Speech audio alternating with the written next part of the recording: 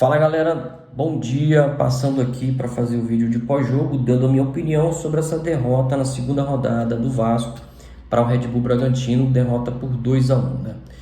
E como já tínhamos falado no pré-jogo, seria um jogo muito difícil, né?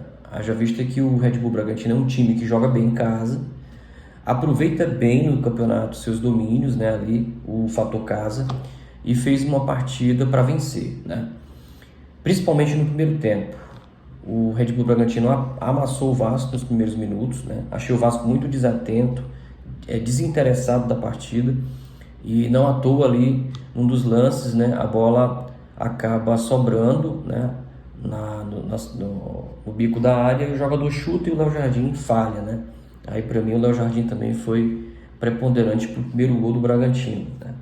E que não costuma acontecer, né? O Léo Jardim costuma, por exemplo, ser um dos destaques do Vasco, né, em vários jogos. Não à toa chegou até a seleção brasileira. Bom, Léo Jardim falha, o Vasco então faz o primeiro tempo para ser esquecido, assim como já tinha acontecido no jogo diante do Grêmio, onde o Vasco faz o segundo tempo muito mal, mas na segunda etapa o Vasco volta diferente e o Vasco volta mais agressivo, mais interessado no jogo, empata a partida com o Verratti, mas de volta a desatenção acaba cedendo. Um gol infeliz ali, né, que a bola desvia no Maicon, que inclusive tinha entrado durante o jogo, né, na posição do João Vitor, que acabou sentindo lesão, e aí acaba que o Vasco perde uma partida em que o Vasco precisava pontuar. E por que eu estou falando isso? Porque o Vasco vai enfrentar na próxima partida, agora dia 20, o Fluminense. E é um clássico, né? De um clássico você pode esperar tudo. O Vasco pode vencer, o Vasco pode empatar e o Vasco pode até perder, né? Acho até que para esse jogo o resultado deve ser o empate, né? Mas outro ponto importante ser citado: o Vasco precisa aproveitar o começo do Campeonato Brasileiro para arrancar o maior número de pontos dos seus adversários, principalmente aqueles que estão disputando outras competições. Por exemplo, o Red Bull Bragantino está disputando a Sul-Americana, então está dividindo atenções. O Fluminense está disputando a Copa Libertadores, está dividindo atenções, tem um desgaste maior. E o Vasco só está no Brasileirão, então precisa aproveitar este momento do campeonato para acumular pontos, para que daqui até o segundo turno o Vasco possa fazer um campeonato mais tranquilo, né? Mas essa aí é a minha opinião. Então acho que o Vasco perdeu a oportunidade de trazer um ponto importante lá de Bragança Paulista, que poderia ter colocado o Vasco aí ainda, né, no primeiro pelotão de cima do Campeonato Brasileiro, né? Ah, mas está cedo, está só na segunda rodada, né? Mas é importante que o Vasco possa fazer um campeonato em que ele consiga pontuar o suficiente para não passar aperto na segunda metade do campeonato, né? O Vasco hoje ocupa a nona colocação com 3 pontos, né?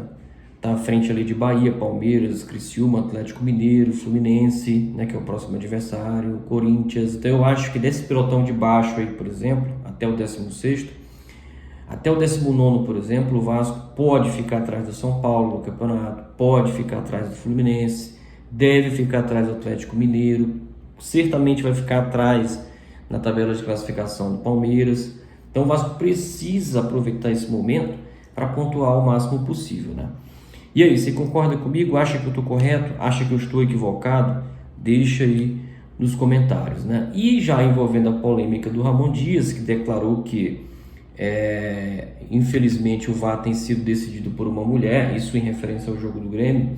Achei a declaração feliz, ele depois pediu desculpas, o Vasco emitiu uma nota se lamentando, também se desculpando por conta da declaração infeliz do Ramon Dias, mas eu entendi o que ele quis dizer, embora achei a declaração infeliz. Hoje a arbitragem do Brasil é um fiasco, né? E mesmo com o VAR tem sido um fiasco também, né? Vários profissionais despreparados, seja homem, seja mulher, todos despreparados até para rever lances, né? E no jogo contra o Grêmio ela acerta, mas ela é influenciada por um juiz do sexo masculino que acaba interferindo na decisão. Então, todos eles precisam se preparar melhor, seja homem, seja mulher, precisa se preparar, se reciclar para poder estar à frente de um campeonato tão importante como esse, né? Minha opinião, deixa a sua aí, curta o vídeo se gostar, se inscreva se não for inscrito. Valeu!